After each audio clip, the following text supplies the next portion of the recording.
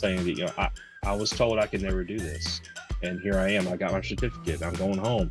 Yeah, I can I can shove it in their face now. Because you made. Yes.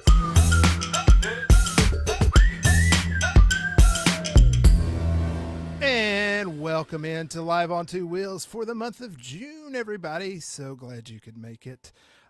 Ghost here. We don't have Patty Rick here. He's helping Chase, I think, catch up on a few things.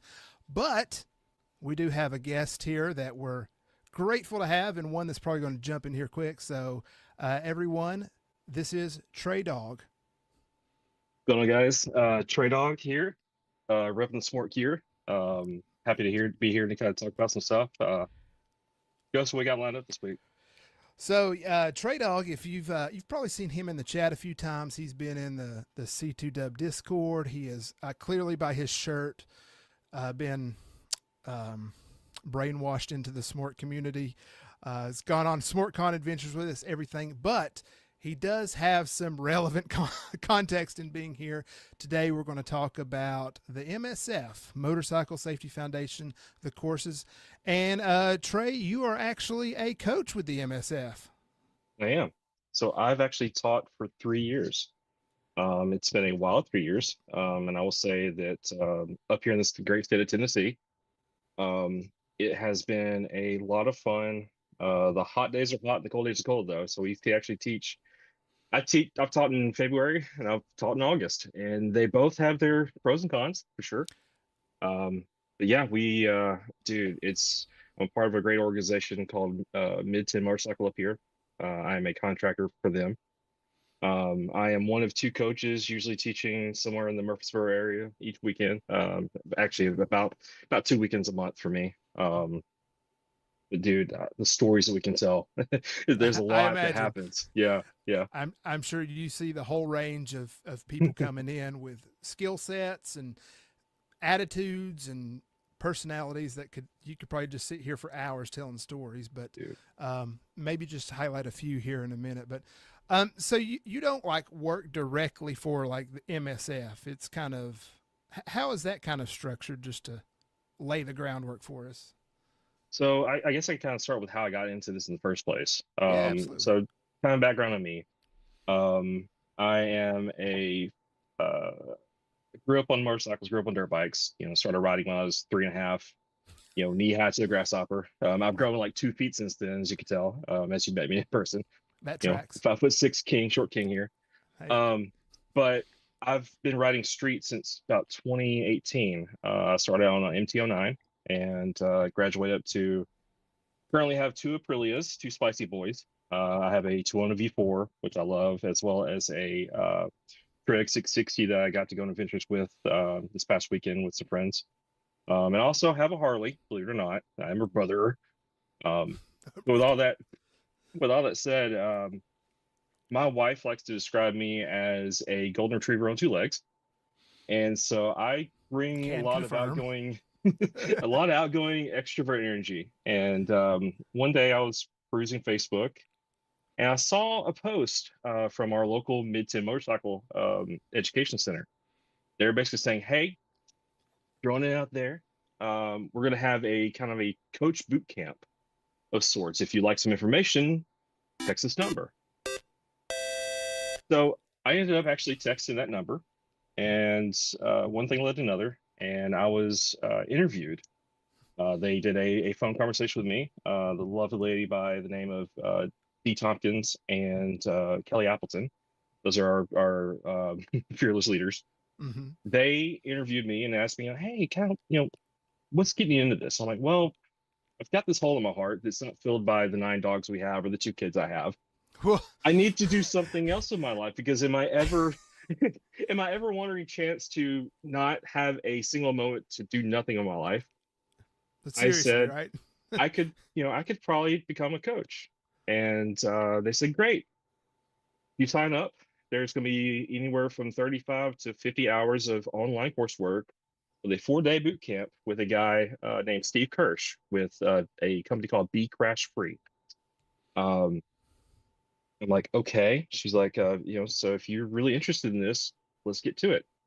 The long and short is I had a 4-day boot camp after all this, we call it a Bible, but basically kind of walking you through the do's and don'ts of being a coach, and more, believe it or not, more the soft skill side. Kind of how do you approach different situations? How do you approach someone who is timid? How do you approach someone who knows it all and is cocky, stuff like that? Yeah. Once we got through that work and passed the written portions, I actually got to do a 4-day Thursday through Sunday boot camp where Thursday and Friday, me and I think it was 11 other coaches got together and met up at a range and walked through. Okay, this is kind of exercise 1 through 14, which is kind of a general weekend. Hmm. And then once we kind of got our heads around it, we were told, okay, coaches pair up, group project style, and you're going to have an opportunity to teach some of these exercises to a real group, a real class on Saturday and Sunday. Well, that led to actually being out there, 12 coaches with 12 students, 12 paying students, mind you, for a Ah. weekend. Yes. And you talk about an awkward weekend, man. We're fumbling over everything. Nothing was efficient. It just took forever. But at the end of the weekend, we had 12 coaches and 12 newly licensed students walk away from that weekend in Nashville, ready to go and start teaching. And at that point, I got to kind of work my way up through our local mid-10 group. Hmm. Again, I'm a contract laborer. I don't work directly for MSF. I'm a 1099, as you might know. And basically, I work with mid-10 on scheduling. Basically, the way this works is they'll say in February or in January and in June, they'll send out, a letter saying, hey, what weekends do you not want to work? And I'll get with my wife and my family, like, okay, we have, these are the birthdays, these are the holidays, so nix these, but I can fill in anywhere Vacations. else. Yeah. Exactly. And you kind of give them an idea of like, hey, I want to teach 1 to 2 times a month. And again, it's purely on us. Like if we want to teach, twice a Hmm. year, I can do that. If I want to fill up 52 weekends, I can do that as well. Um, Yeah. but it's been a really good way for me to kind of give back to the community. Sure. You see a lot of being in the Nashville area. There's a lot of MCs. There's a lot of chaos on 2 wheels. Um, I will say that. But this is kind of it's a way for me to give back to the community that I love. We also have the benefit of working with the Department of Homeland Security, believe it or not. I've got a shirt that says that. Oh, wow. And He's official now. I'm official, bro. Um, but it's crazy because we have access to statistics. We have access to the numbers, crash data and stuff like that. And just seeing that me dedicating a weekend of my time, Mhm. teach, 6 to 12 new students or even returning refreshment students, people that want to kind of come Yeah. back and get back into things. And knowing that they have, like a 33 point something percent chance of being, making it to the next 18 months safely. And knowing that what we do actually makes a positive impact, a positive difference on this, it fills that hole that again, my life Yeah. It's doesn't have anyways. Yeah. no, I think your life is full. You're just adding stuff on top. Like you filled up the trailer. Now you're strapping stuff to the top of the car. And no, As someone once told me, she said, "Your plate is full, but your plate is not full of your food." I'm like, okay, you're right. fair enough. Fair enough. So, But hey, I mean, that's just kind of the personal drive you have of like, I want to do this. You kind of want to stay busy. It sounds like. right. So, because you may cause some trouble if you're too idle on that. Oh, man. Yeah, so it's interesting to know. I guess so. It's like, you said you're contracted. I guess does the MSF certify these different organizations? I guess, and they have, I guess, a liaison or some type of, Yep. I don't know, certified person there. Because I've seen, um, I guess, different authorized MSF locations. Right. Because I know we're close to the Honda Rider Education Center. Yeah. So, American Honda has like a outpost or facility. Their main headquarters is in California, but they have a facility here in Georgia, and they have an MSF course. I've taken the dirt bike course up there, which Right. was interesting. But then when I took my MSF course, I actually took it at a dealership that's in the area. So it's interesting how but it wasn't even through the dealership. It was like through some 2 Wheel Adventure LLC. I Right. don't even know, but it's Well, kind of interesting how they set that up. so full disclosure, I got my license, my street license through our local Harley Davidson dealership. I work hand in hand with those same people though now. Yes, they are under different umbrellas as far as, so you have the Harley Easy Rider courses, you have the local MSF guys, you have people that are doing stuff like Jerry Palladino, who does his own, certified course. We all have kind of the same structure though. And again, I went through Be Crash Free, which was sort of a kind of a proctor to get us certified into this. But at the end of the day, we're all certified to teach the same stuff. And what's a lot of fun is you go in to see a coach, that coach has actually done everything you've done. Because the benefit of being in my position, I've had to take each course as a student to know what it's like to be on that side of the desk before Mm-hmm. even getting an attempt to start coaching it myself. Right. So every coach has been in the shoes of a new rider or an experienced rider coming in for that. So we've also done, we don't have just the basic rider course, which is kind of, day 1 hour zero for a lot of people. We also have the advanced rider course. We're starting to work towards a adventure course like you've taken before. What's fun for me is my ranges are actually on high schools.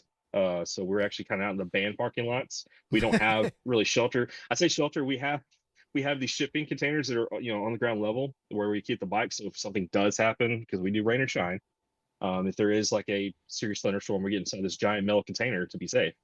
Um, right, Sounds great. exactly. But we like these, they're real world situations that happen a lot of times. Yeah. But yeah, seriously, it's this is not by any stretch of the imagination of me saying, hey, mid 10 is the only people that can do this. As we know, I think we got another guest coming on at some point that also teaches in, I think, what's he's Missouri. So he does a lot of the same Maybe stuff too. Illinois. Illinois. Yeah. Yep. So that'll be Randrew. He may be coming in hot. Y'all seen him around a little bit. And it is interesting that from state to state, there's maybe some different ways it's facilitated. Sometimes it's done through, I guess, local municipalities. Sometimes it's just, you have to go find a dealer, and depending upon which is offered, you may not have to pay a whole lot, or you may have to save up a couple $100. I was going to say, I think But Michigan and Illinois, I think they are, well, not Illinois, might be Illinois, Missouri. There's we'll some that are ask him. offered for free. Yeah, Yeah. there's some that are offered for free. It's just kind of a state funded thing. Um, Another reason why I was excited to become a coach is because I knew that people around here had to pay a entry fee, pay a licensing fee to do this. Yeah. So the chances of me having a disgruntled student come in, they paid good money to be there, so they want to have good, safe fun for the weekend. Mm-hmm. So whereas I've had coaches I've worked with that come from the Great White North saying that, man, it's just so much nicer down here because we could be selected about, or we're a little bit more selective about who comes in versus just anybody with that wants to have their license or has a DUI, then thinks they had to come through this. Some people aren't wanting to be there. So Right. yeah. Yeah. So the people that pay, that they have a little skin in the game, and they're actually Hmm. going to try. And yeah, I never thought about that, but I guess I would say to anybody who is watching or listening, if you live in a state where you can get that for free, why haven't you done that if you haven't already? Because if you're listening or watching this, you have some interest in motorcycles and you can go take a course for free. Duh. Well, didn't so you I, say that you've done it? hmm? Didn't you say that you've done this? That you've done the course? So yeah, so if we go way back 9 years ago, when I looked at my wife and said, "Hey, I want to ride a motorcycle," and she was like, "Who are you?" Because motorcycling was just not even on my radar growing up or anything. It just wasn't a thing. But I got this itch, and it just that's stupid. It'd be cool to have one. No, that's dumb. So I finally just thought, you know what? I'm going to go take the MSF course. And I think it was $250 for me. And I thought, this can at least be look who decided to show up. Our boy Randrew has finally made it. Hey, sexy. His audio is not working. This is awesome. Yeah, yeah, serious. Well, we're going to press on until you can kind of get this. So, I took the MSF course just as a let me even see if I like this, because I didn't know. Like I'd never driven a manual vehicle ever, and Wow. so yeah. Again, it just was not in. I grew up in a different area than you did. My parents, Hard mode. Let's go. but but this was me just like taking a chance. Like I was like, I don't know what this is going to be like. I have an interest in motorcycling. I've never ridden one, never operated a manual anything, but I at least knew enough to be like training. Let me learn the Right. right way. And so I went into this course, and I was the only one that did not have any experience ever. All the other people, I think there was like 8 of us. There was a couple returning riders, an older lady maybe in her late 50s who just wanted to get back into it. A couple guys that had grown up on dirt bikes but never got street licensed. Seeing And as a coach, though, what you see with you, coach saw, okay, there's no bad habits to break. Like he yeah, knows so nothing, so clean I can slate. mold him from, yeah, exactly. Yeah, but it was kind of intimidating at first for me because I came in and I'm like, oh, this person's been riding bikes for how long? And this guy did dirt bikes, they rode in the past. And I'm like, I'm going to be a. And funny thing is, when we got out on the range the first time, in that one of the first exercises where you first start learning the friction zone of just like Yep. ease out the clutch, boy, I let that thing go and the bike jumped about 5 feet and I just went, oh, I failed. And after that, not a problem. That's Randrew, welcome. Does this actually work? I just Yeah, Yay. installed Zoom for the first time on this computer. This is actually welcome the to first time the computer's been on in a month, so welcome to the professional world. oh boy, So can't wait. everyone, this is Randrew. You've probably seen him, big smart guy. He is also an MSF coach. Randrew, if you want to give kind of a quick synopsis about like your path to being an MSF coach and where you coach and things like that. Oh, I got an email one day asking They if I recruiting. wanted to do it, Burton. and I said sure. I took mine up in Northern Illinois, so I emailed them back. I was like, yeah, I'll be curious. I'll bite. What does this entail? And they said, well, you're in the wrong region. We'll send you to a different region. Okay. And then I got another email from my boss, my current boss now, and he's like, still want to do it? Yeah. This is what it's to take. You sure? Yeah. All right, cool, you're in. Um, so that's how I got offered the job. Not at all from the people. But I was like, I got nothing better to do. A second job sounds fantastic. I was wondering if it was voluntary. I didn't know that you'd get paid. It was voluntary in my head. So I agreed, but I got to the class and I was like, man, I'm really happy I get to volunteer. I'm really happy I get to, they're like, volunteer. You, this is a paying job. I'm like, oh, A okay. motorcycling can be enough payment sometimes, but um, yeah, I like how the different approach. You said you had nothing better to do, and Traedog's over here like, oh, my schedule is completely full, but let's throw something else in there that I can do. All right, we got to pause. Oh, Hobbit is over here super chatting, so we need to go back. Chaos tip of the day: don't ride like Hobbit. I drive like a ring wraith out of Mordor. Awesome. He's really bringing in the Hobbit references. And then he just did another super chat. I don't think the sound effect has come through yet. I don't know if we can say it. But he says, Randrew still owes me a Hobbit or a chaos-oriented MSF course, JK. Come on up We here can do and chaos. take my ARC. Don't even worry about BRC. I'll teach you the ARC stuff. All right, hold on. Walk through what the different ones are and kind of basic day Yeah. 1, hour 0 Well, people to, okay, we've been out here riding for 20 years. Can you walk us through kind of how that works? so in the great state of Illinois, the rider classes, all rider classes are free. It's just a $20 That's wild. deposit. That's wild. And that's So- cool, though, but it's... And you can just walk into the class. So if you know a class is going on, if you can walk in, like class starts at 6 on Friday, you get there at 5:30, we'll write your name on the board. And if it strikes 6 and people haven't made it, you get their spot.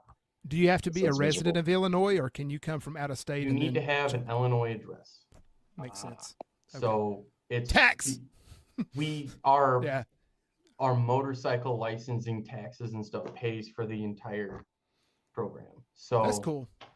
so anyway, in the state of Illinois, we have a bunch of different ones. We have the BRC, which is the basic rider course. That's your standard run of the mill. I've never been on a bike. I want to learn how to do it. We also have a BRC2, which is like I've been riding illegally for a number of years, and I would like to just take a condensed course so that way I can get through this. Okay. We run only That's a the handful of GED those a version, year. right? Yeah. So we only run a handful of those a year. And then we have the ARC, which I also teach the advanced riders course, which is 8 hours on one day, usually on Sunday. And you bring your own bike in, and we have our bikes, and we do a bunch of fun exercises, do some bike bonding. We have a little bit of classroom work for some perception things, some fun exercises. But generally, you get to hang out with a bunch of motorcycle guys for 8 hours and play on the pavement.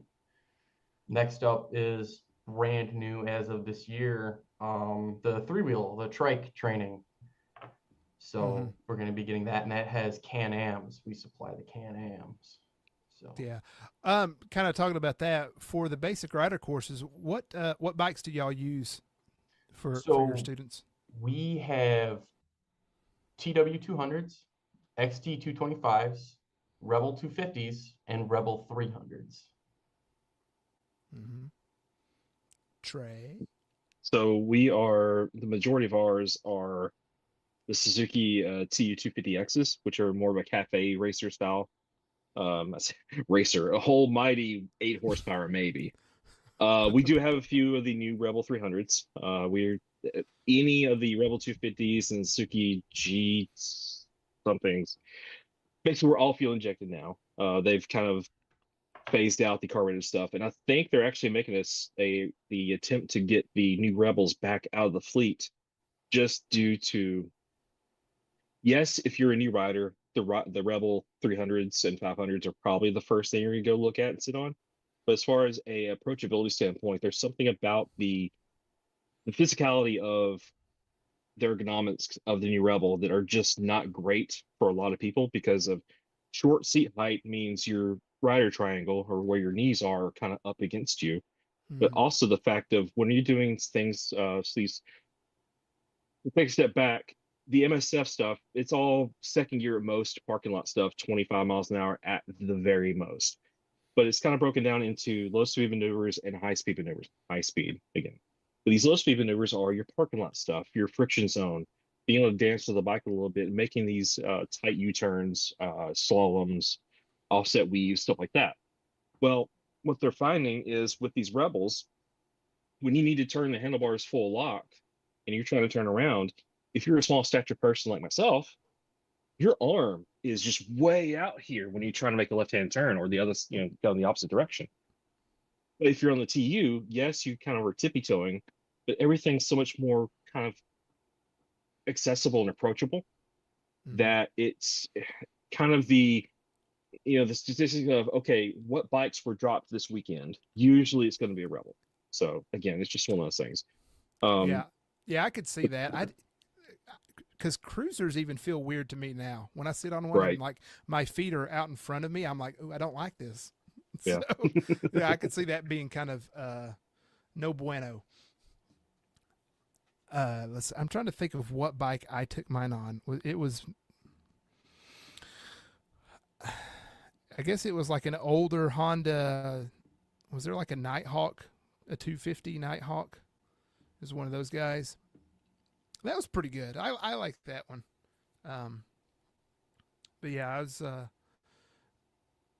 you got to have a lot of these smaller bikes. Obviously, you don't want to put people out there on, Gixxer 1000s, but the approachable bikes is a lot of your small CC Hondas and Suzukis, and actually a couple weeks ago, I guess maybe through MSF, but also they have this Ride With Us campaign they started. and they had an event that I saw them starting to like advertise, and it just happened to be like up the road from me at a Cycle Gear. I took the wife up there, and they had a fleet of like 3 or 4 Triumph Speed 400s, and then they had Ooh. like a Grom, a Honda Monkey, and then something else. But she got on that Triumph 400 and was cruising around, and she came off that, and she's like, "I like that one," and I was like, "Okay, that's good to know." Noted. But I spoke with Andrea there. She's kind of high up in the motorcycle industry council now, but she's also an MSF coach. She said they like the Triumph 400 because there's enough, I guess, torque when you just idle and release the clutch out that you don't have to throttle. So it's not going to stall out when people are learning it, which I thought was a good thing because I had to learn quickly that I still needed to give it some throttle and clutch, which is that was probably the biggest hurdle in figuring out when it was learning to ride, was just that little nuance. I mean, Well, now it's a piece of cake. It's, you think nothing of it, but that's kind of one little barrier that you have to get through. it's one of those things that the whole course is designed as a kind of a crawl, walk, run aspect to it. And the idea is the only thing that you had to know and be able to do there, besides all the age restrictions and stuff like that for here, is can you ride a bicycle?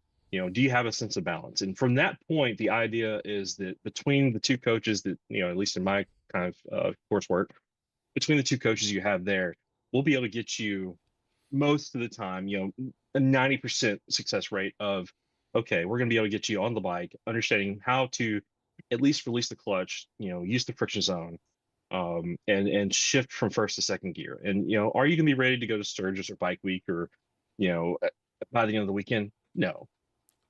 What we're doing is we're giving you the tools in the toolbox to go out there and practice in your, in your school parking lots, in your cul-de-sacs, side streets, stuff like that. Because again, this is, Yeah. even for a lot of the more experienced people that are coming back to get a refresher, it's people that have taken time away from bikes, new fathers that had kids or new mothers that had kids, and now the kids are in college. Like, okay, I want to get back into it. Again, this is just kind of refreshing the basics. Because again, for the people that come back and say, okay, I've been riding like me, I've been riding since 3.5 years old. Like I don't know what it's like to approach a motorcycle as an adult and not know what I'm looking at. Mm-hmm. And a lot of times it's hard to kind of convey what we're trying to teach to someone like that because I've never experienced it. But that's also why we have another coach, because if I can't say it out in plain English, the other person, the other coach, it's kind of we work as a team. Maybe I take a step back and another coach comes in and says, because it's not like a good cop, bad cop thing. It's just, each person has a different approach to it. Yeah. Right. And it's finding the right approach kind of tailored to the student, I guess. Well, and you mentioned it earlier, like through your training, and Randrew, maybe you can speak to this too, that a lot of what they teach you is not just this is how you set up the course, but it's also like, here's how you talk to these students, and here's how you can maybe approach, conveying the information to them if they're just not getting it. And so, I mean, there's all types out there, some that get it, some that don't. And so let's, for anybody that's watching or listening to this after the fact, and there's like, oh, I want to learn more about the MSF course, I want to go take one. If you could give them one piece of advice for them to go into an MSF course, what would that be? Who wants to go first? Well, let me ask you this. I want to hear your response to this too, though. For me, the one thing that helped me out the most is they're going to be telling you and yelling at you by the end of the second day, like, get your head up, get your eyes up, look ahead, look out. And what they're trying to get you to do is think about going down the road. You're driving along, and if you're looking out your side window and you're seeing these telephone poles speed past you super fast, mailboxes, everything's happening pretty chaotically, right? The further you look out, your frame of reference gets further out there. You've already seen all that stuff that's heading your way. So you've already taken into account what that is. You're using your peripheral vision to help you because you have like a little 2% cone that your vision looks at, because everything else, your mind is sitting here kind of trying to piece everything together. If you think about it, Yeah. don't think about it. That's the biggest thing, though. Don't think about it. Yeah, but getting your head up, getting your eyes up, looking down the down the road helps with balance, helps with perception. You see everything that's already coming, or that you're coming up to, because the two most dangerous places for motorcycles to be statistically are intersections and curves. Intersections, because there's so many more factors involved than just you riding down this street. There's cars, dogs, deer. I got a deer story myself. And in curves, yeah, and in curves, you know, let me quiz you on this.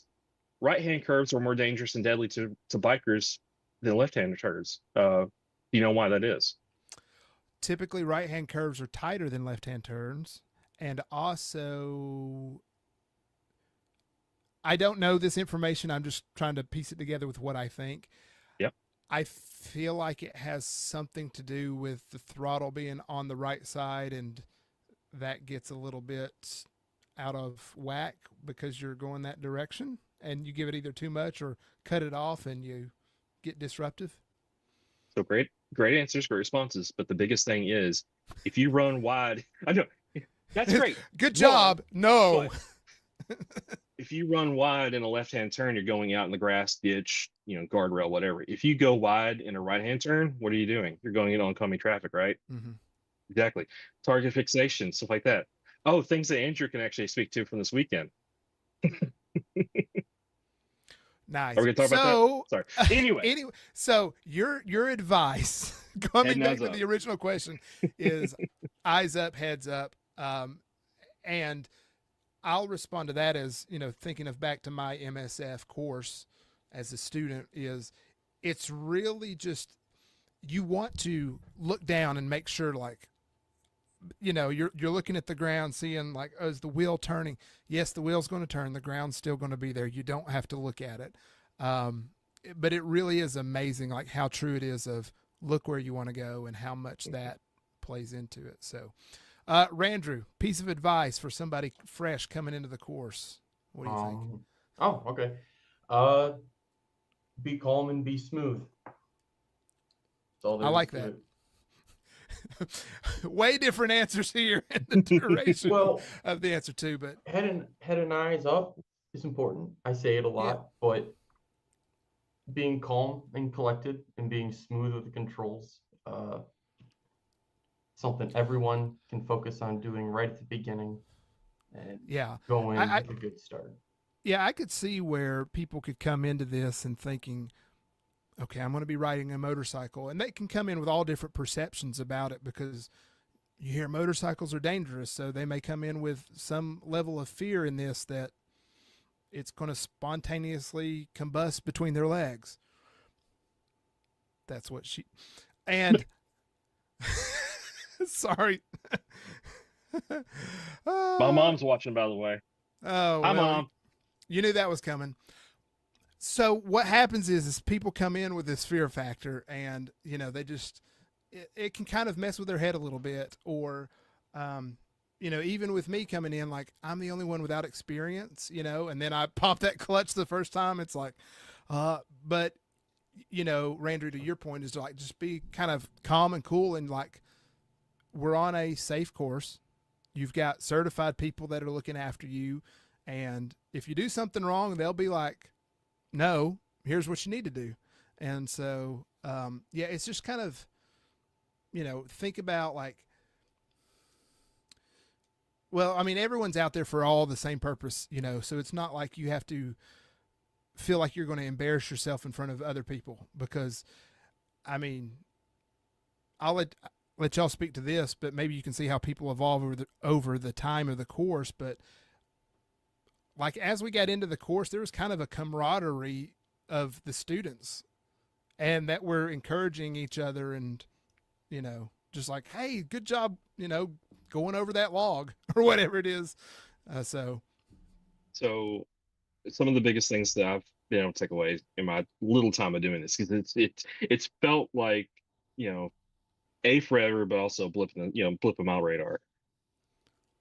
there's the people that are really analytical, the people that want to have a a full scientific method to how to approach this next exercise.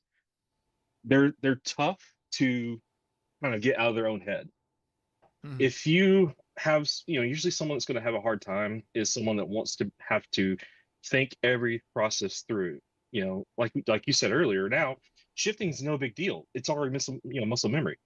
There's a lot of the people that have success on these short time crunched weekends are people that just kind of laissez-faire, go with the flow, understand that it's a dance. It's more of a finesse related exercise than it is a, you know, egg A goes into slot B and stuff like that. Because there are analytical people out there. There's lawyers, there's mathematicians, there's stuff like that, but also there's artists. there's free spirited flower childs, whatever.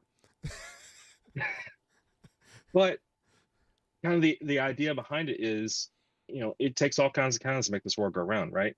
Yeah. And so, as any good coach, it's kind of like art class.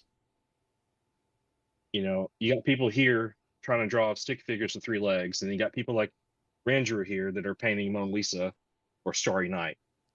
A good coach can come in and give pointers to both.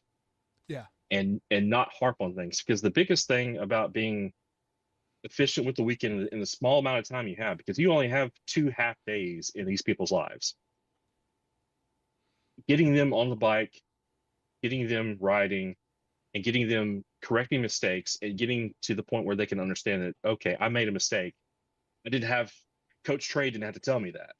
I know I screwed up. So now the next time, that next attempt, if we see improvement, that's all we want to see.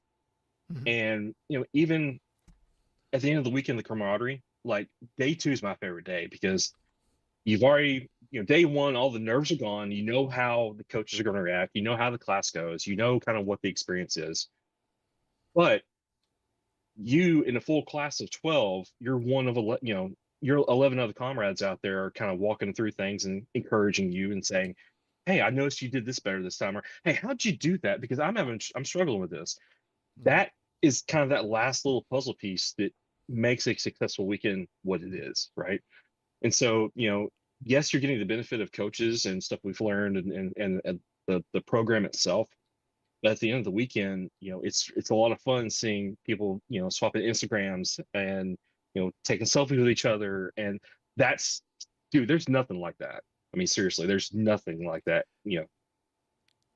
I mean, there's a lot of camaraderie built into motorcycling already, and it's cool to hear it kind of manifest itself out of the gate when they're starting their journey on this path too. So, but I'm sure you have a few knuckleheads that come through once in a while that are,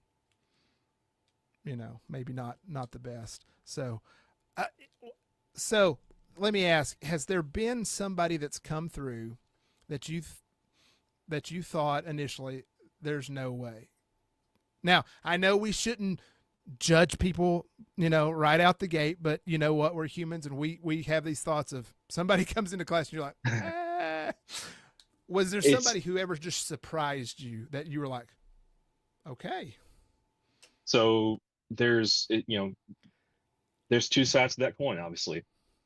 I can distinctly remember a time where, again, Short King here comes up, walking up to this big burly door, Sears fridge man, that's big, burly, got the tattoos, he's been riding Harleys forever, blah, blah, blah.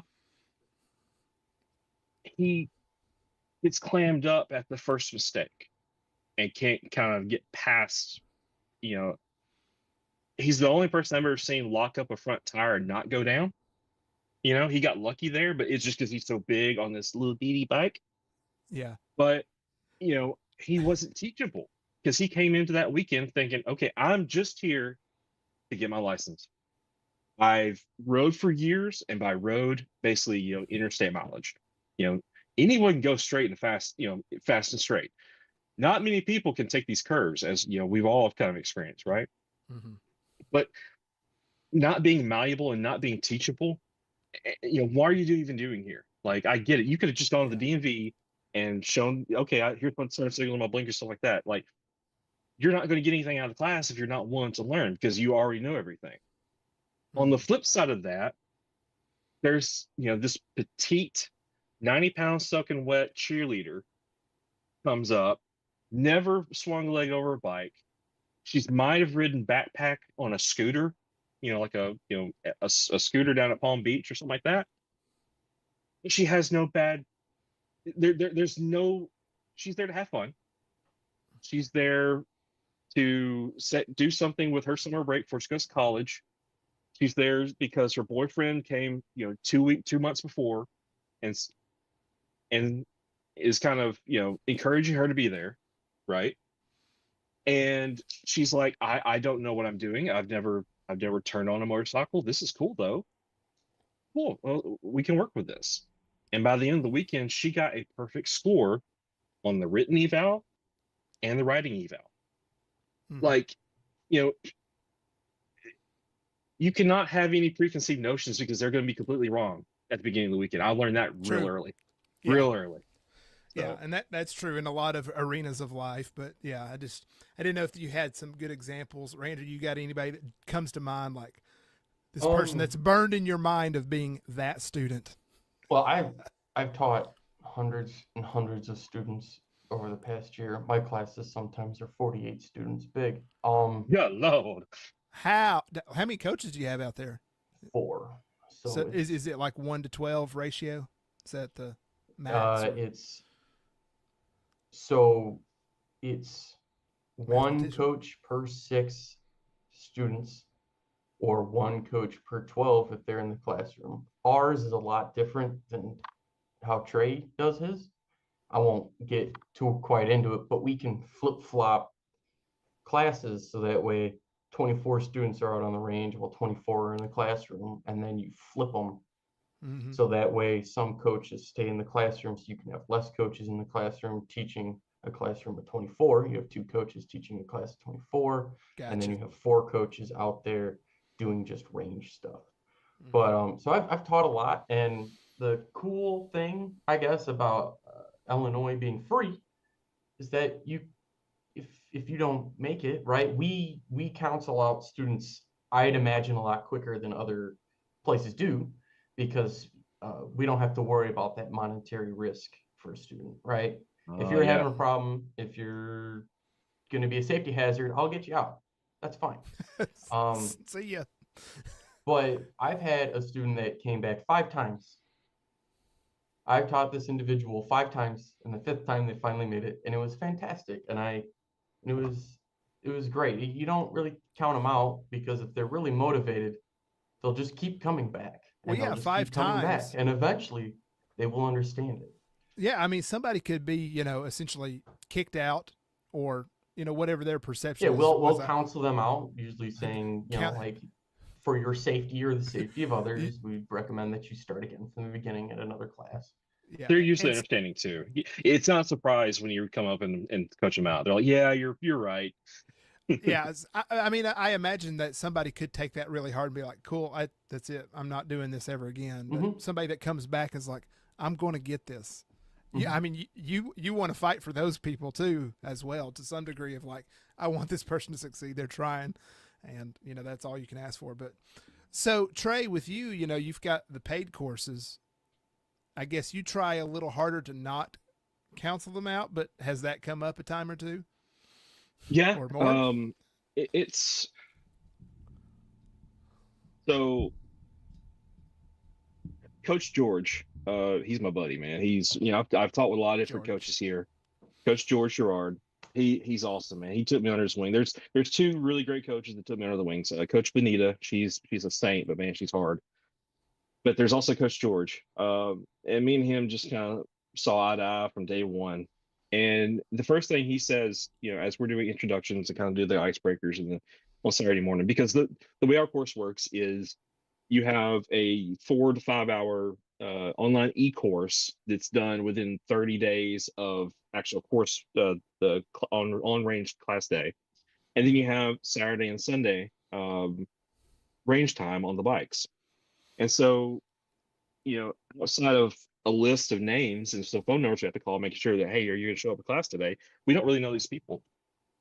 It's really important to kind of convey, hey, we're out here to have safe fun in that order. And we're not going to sign your death certificate. Like we're out here to have a good time, a good learning experience.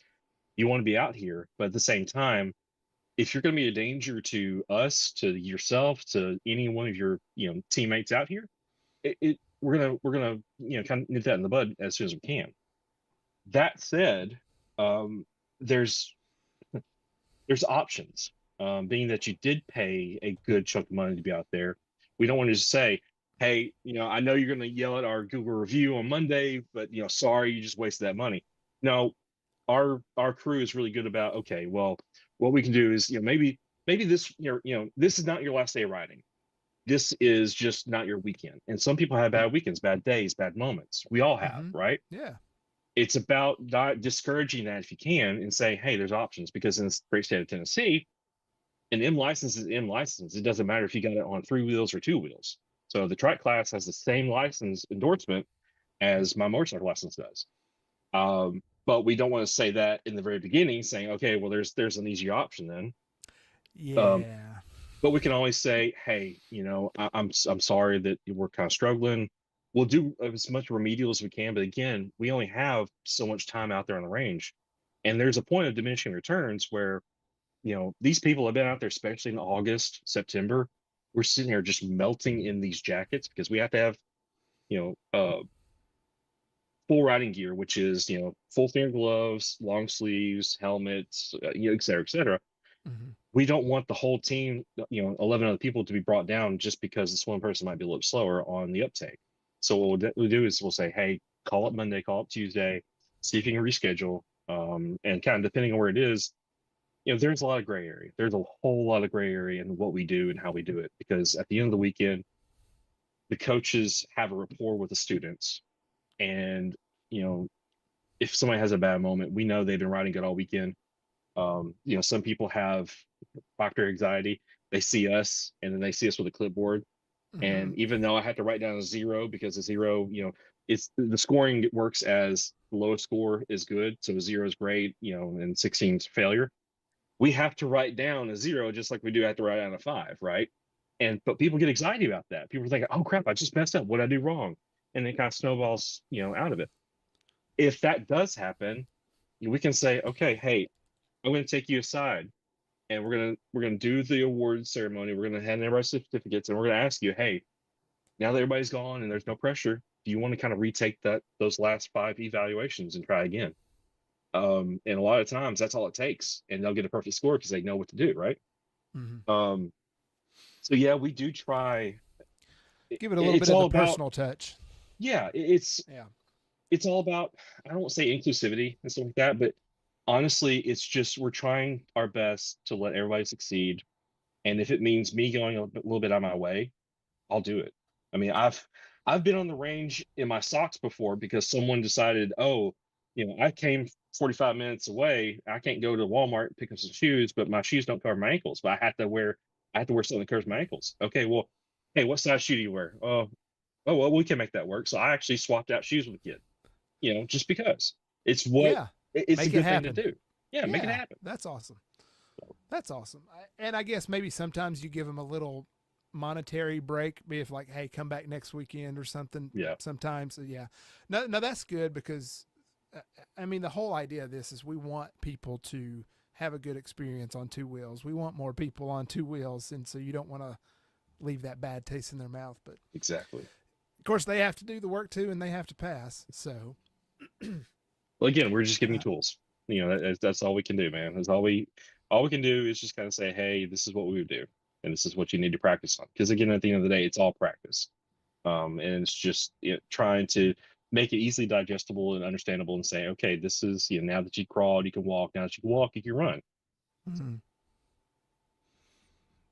Yeah, and if people don't know, you can actually get a break on your insurance by passing the MSF course.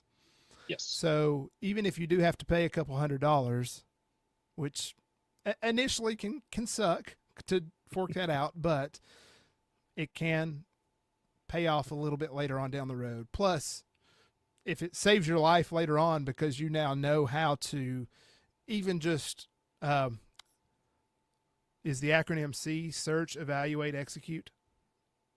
Yes. I remember boy. something.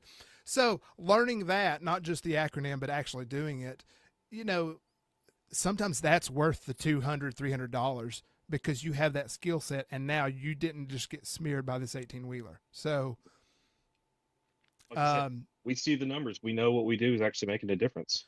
yeah. You know? So, I mean, so it's kind of like the argument that people have about, you know, buying a helmet, you know, and it's like, I'm not going to spend $500 on a helmet, $600.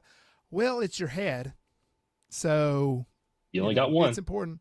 You know, I think learning the right way is obviously important, not learning bad habits from Uncle Joe, who, I don't know.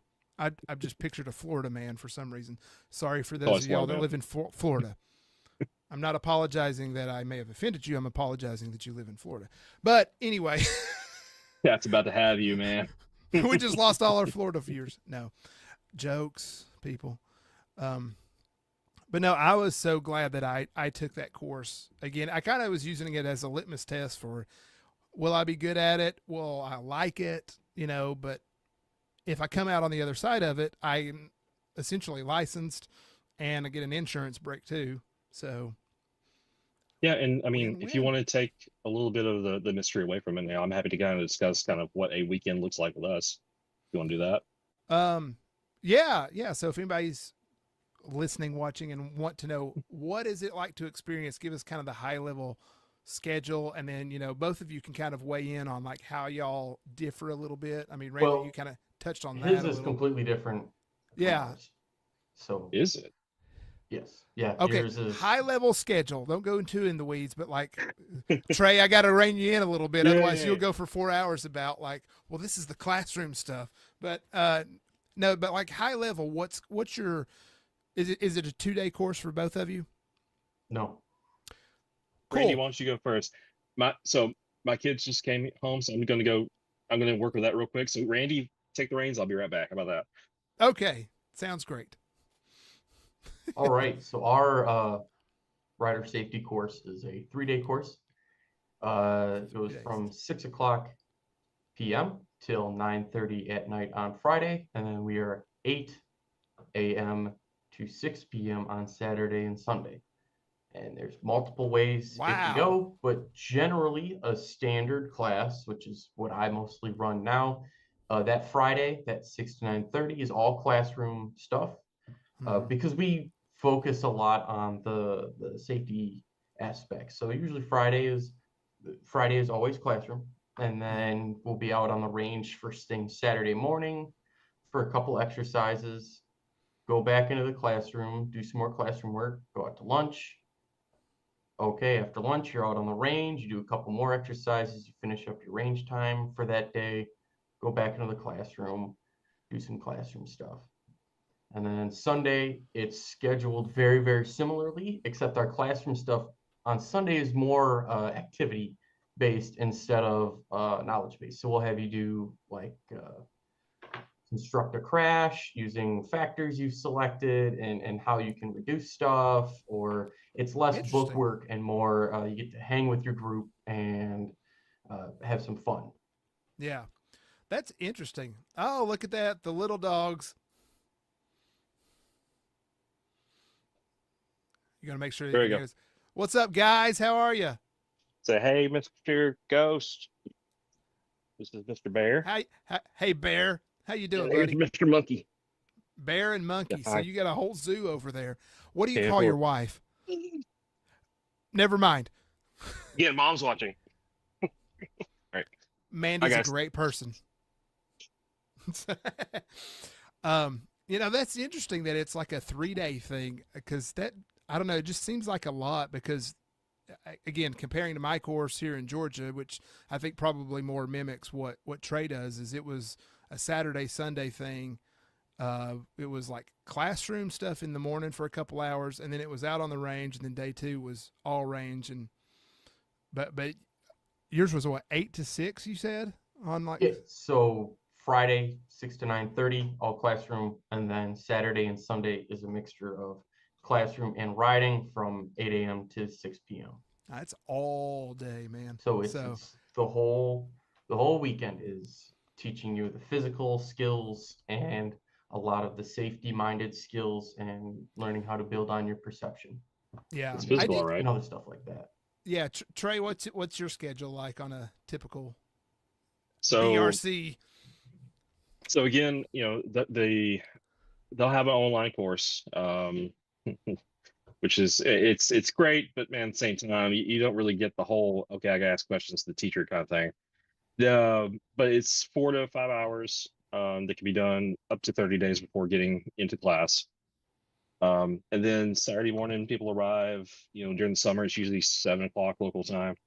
During the winter time, we move to about 8. Then it's usually exercises 1 through 7 for day one, which is basically the way the exercises work. It's you get a kind of an overview of objectives, 1 to 2 objectives you need to learn, and you're provided a overview of the course. You're provided a walkthrough of what the practical demo is, and then you're also given kind of a chance to ask questions about what it is. But you get to see the coach ride or do the path of travel, etc., um, before actually attempting it for the first time. So you at least get to see it done. You get to take in, the layman's term. Plus, we do a lot of RTFM, read the frickin' manual. So we kind of have to work through what the guidelines say. But that's, once we get done with the exercise, we usually do 2 exercises and then break. A quick 5-10 minute break. Sometimes we break for lunch, sometimes we don't. But on a good weekend where things are running smoothly and at least I'm on my game, you're looking at from 7 a.m. to maybe 2 to 3 o'clock on Saturday. At the end of that day, we'll usually do a quick review and a 30-question multiple choice test. At that point, we'll release and dismiss for the day. Next day on Sunday, hides on rides at 7 a.m. and kind of finish up for exercise 9 through 14.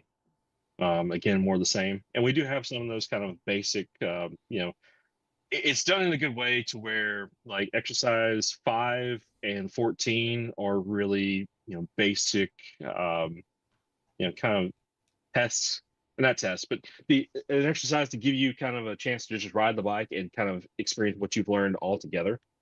And then we have 5 actual ridden evals, riding evals, which are what slalom, stop, or slalom, quick stop, swerve, peanut, and the U-turn. It's just really easy stuff. The box. The box. And what a Is lot it- of people don't believe is, that the exercises are harder. All the exercises 1 through 14 are more difficult than the actual eval. The only thing that's hard about the eval is that you're being graded on it. You Yeah. know, The perception of you're under the I microscope. can't screw this up. Yeah. So yeah, Although I've it's seen with mine, I think there was somebody who during the evaluation step they may have like failed on one or whatever, and the coach came over, gave him a pointer, and was like, "Do it again." Cool, you yes, passed. And it yep. was just okay. You have the capability to do this, but I think to something you said earlier is like you have to take that home, and then you have to start in a parking lot and kind of then you've been given the hammer and nail. Now you have to build your birdhouse, and then you can build your shed in the backyard, and then so on. But analogies, there you go. It's interesting to hear the differences between the two courses and how they're facilitated as well. I don't know. It's just interesting, and one's free, one's not. So you get more. You have to spend more time with Randrew, but it's free, or you can have a shorter time and pay hundreds of dollars with Traedog. So everyone move to the state of your choice and then pick a coach. So, I mean, anything else you guys want to add about the MSF course and such? I mean, gotten a lot of details about like what it is and how to approach it and such, but anything else you want to add on that? um honestly, if our audience here is really the ones that are going to really feel that this would be a good way to kind of get introduced, but it's funny how successful it is for people like us that run into the wild and go out and, standing in line or going to a concert or something like that. And, people see, oh, what's smart? Or, oh, you got a Harley shirt on, or you got a Aprilia shirt on or something like that. And you start conversation up and like, yeah, man, motorcycles are so dangerous. I know, my uncle's cousin's first sister know somebody that was killed back, 35 years ago on a bike, and I could never think about doing that. I'm like, yeah, I know. But were they licensed, or what was a lot of the times the circumstances surrounding what happened, a lot of the accidents, especially around Nashville, they're not licensed, they're not insured. No There's training. there's some sort of substance abuse involved, whether it be alcohol or drugs or whatever. That's kind of that's what makes the news. That's Yeah. what gets clicks, and that's what people are seeing. Yeah. If you come to our class, you're not going to be a statistic, or the likelihood to be a statistic is statistically lower. We're where you kind of want to start. And if not us, you know, we're putting people out there that can kind of pass on these things. I've been fortunate enough to ride with my father. I think he's actually watching this right now. Love you, Dad. I remember riding with him. Big dog. Yeah, big dog. I remember riding with him, and I was leading because I know these roads a lot better because they moved up here after I moved up here. But I remember him coming across this Cardo plug and saying, "How do you do that?" I'm like, "How to do what?" He's like, "Dude, I'm all over the road back here. But you're like straight as an arrow going down these roads." I'm like, "All right, well, how relaxed are your hands?" He's like, "I'm white knuckling because it's been a hot minute since I've been out here on this bike, on the big dresser of a bike." I'm like, "All right, just relax a little bit. Try to be able to play piano with your fingers. Okay. All right, where are you looking?" He's like, "Well, I'm looking at your license plate, and we're riding staggered." I'm like, "No, no, no, no. You need to look way, way ahead. You need to look horizon levels away." And he's like, "Okay, okay." And the next fuel stop, I said, "Okay, how are you feeling now?" He's like, "I'm feeling a lot better." I'm like, "Well, what changed?" He's like, "Well, I just started doing what you told me to do." And it's like Yeah. those two sentences made him a better rider. And Yeah. to be able to, have people like that out there that show up to these places, because, me and Randy, we spent this past Memorial Day weekend. We rode together in the mountains, man. We had a blast. We had an absolute blast. But to have kind of two coaches out there, and even all the smart cons I've been to, I've actually asked Andrew, like, "Hey, man, how's my riding? What can I do better, or what are you seeing, or stuff like that." Having people out there knowledgeable, having a knowledgeable populace is not going to hurt us. It's just going to make us better. And just to kind of get out there and have, more people doing it the right way with the right approach with the right mindset, it can't be bad. It can't be bad, right? Yeah. Yeah. Absolutely. Yeah, always looking for just ways to improve. Motorcycling is definitely one of those skills where it's a use it or lose it thing. And Absolutely. and even if you feel like, oh well, I use it every day, I drive to work every day. Well, if you're driving the same 20 miles on the same roads every day, you're not growing because it's just Hmm. rinse and repeat. So it's going to new roads, taking new courses, or a course that you've not taken in 10 or 15 years. Maybe go take the advanced rider course. Because I think at least for my insurance, the MSF discount is like, have you taken a course in the last 3 years? Yes, that's right. So there is that part of it, but just to continue to enhance and update your skills, refine it, shake the rust off, whatever it may be. But I like that approach. Is like, I mean, even the guy here who is an MSF coach is saying, hey, what can I do better? Did you see anything that I can do better? And that's, I think, a great approach. And it's hard for some people to do that. It is. Because So kind of the one thing that made me realize that I was where I needed to be in all this. What's going on? no, it's just I thought it was weird because I thought I heard you go, and I was like, did he say something? I did. What? But sorry, Zoom. Yeah. It's Yeah. continue. The one thing that really made me realize that I needed to do what I needed to do, or that was the right spot, was had a during my actual in-person coaching boot camp, I had a lady that we actually graduated.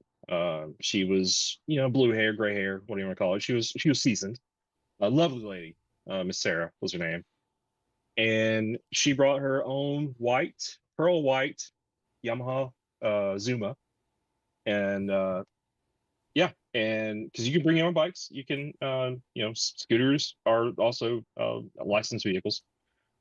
But she was a transplant from Florida, and kind of when we were doing an icebreaker, we are asking, okay, what brought you here this weekend? Why didn't you want to show up and pay money and get your license? And she's like, well, I've got 3 older brothers that swore I would never ride a motorcycle, that I would never have my license. And I'm just here to prove them wrong. I'm like, this was a bucket list thing, right?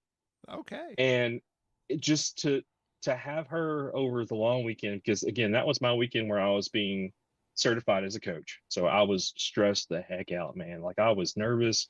Am I doing everything right? Because see, you get evaluated and your nerves turn up. It's too. wild, man. But at the end of the weekend, before I actually got certified and got the handshake from Mr. Steve saying, "Hey, congratulations, you're a coach," we were helping load up her bike because obviously she couldn't ride it there because she wasn't licensed, but she passed. And I'll never forget that she came and found us all and hugged all 12 of us one by one and sat there and thanked you with tears in her eyes, saying that, I was told I could never do this. And here I am. I got my certificate. I'm going home. I can I can shove it in their face now, because you made yes. you made dreams come true. And like just stuff like that, man. It's wild. And beyond just being a coach and being part of the MSF, stuff like that, it's part of this community, man. Because being on the two-wheel community, the C2 Dub stuff, the stuff that's kind of brought us all together, we're a culmination of that, right? It's just things that shouldn't work as well as they do, man. Two wheels bring people together, and we should 100%. celebrate that. Yeah. Like, I mean, we're all talking from 3 different states, and we have others, and it's like every year we're like, where are we going to meet up and ride now? I mean, that you don't do that with like other hobbies that much. I mean, maybe unless there's like a big convention or something, but it was just a kind of, and Randrew, I think it was you that kind of started the SmortCon idea of like, because it was, the whole world shut down a few years ago, and there weren't the moto meetups, and Randrew was just like, oh, we're just going to make our own. Oh, that's funny. We should call it SmortCon. we're going to call it, we're going to have SmortCon. And so it was a joke that has manifested. There's even apparel now that you see Trey wearing over here. We took a trip last year to go see the solar eclipse. I mean, just because it was just like, let's ride bikes. It's like back to being kids, right? Hey, let's go ride bikes. Total eclipse of the Smort. Yeah, I mean, really, the community, with every community, there's always the ones that you're like, they're adopted. But, for the most part, the motorcycle community Andy is. No, I was thinking more of some Jixer bras, but anyway. Yeah. No, it's great to see how supportive the motorcycling community is, and just welcoming. And it's like, oh, you have a cruiser and I've got a sport bike. Cool, let's go ride. Or, so it's really not all you got a few patches out there that, anyway, we'll digress on that. So, anyway, Randrew, anything to add on MSF? I don't even remember what that original question was. Anything you wanted to add about MSF, you wanted to promote or say this is a great part of it? Because we've been yapping for a while. Yeah, I've just been listening. It's fine. Yeah. I don't have to talk that much. I'd say that continuing your safety education and learning how to ride in a safe and responsible manner and developing those mannerisms early on are really important to creating riders that will ride for a long time. And I think that going to your local rider safety coach course, your MSF, whatever it will be, I think that it's a great way to start off that journey, and even get you maybe a little bit of a head start on being the safest, most responsible rider you can be on the road. Yeah. And we definitely want to try to move the needle on those statistics in a positive direction as well. But being that the stats are what they are, as Trey told us, that MSF training and such, it puts you on the right side of those figures. So, what's the website? Is it msfusa.org or something like that? I don't know. I would imagine it has, yeah, I would imagine it would have something that says, find a local course close to you. So for Illinois, it's the oh wow, that's backwards. It is the MRP.siu. It's right for us. Oh, is it? It's the MRP.siu.edu website. It'll take you to the Southern Illinois University of Carbondale. There'll be a bunch of links. You can find out what course you want to join into and go from there. So I have my cards that I hand out, and so cool. Now we just need 49 other of those little promos for every other state, and we'll be ready to go. Well, you could probably Google it up and look for a motorcycle safety course in your state, and you'd probably end up finding one, because not all of them are MSF branded. Like ours technically is an MSF. We are the motorcycle rider program, because we're a different type of thing. But it's we use a lot of the stuff from the MSF program. Same. Yeah, good deal. So if anybody's out there wanting to get into motorcycling, that's an hour plus of us saying, go take the MSF course. It'll be worth it. And so, guys, thank you for taking some time to talk about the MSF and whatnot. So hopefully that's going to be helpful to others out there, get them off on the right foot, and we can continue to push Two Wheels forward. Thanks for the opportunity, man. Seriously, it's been a lot of fun.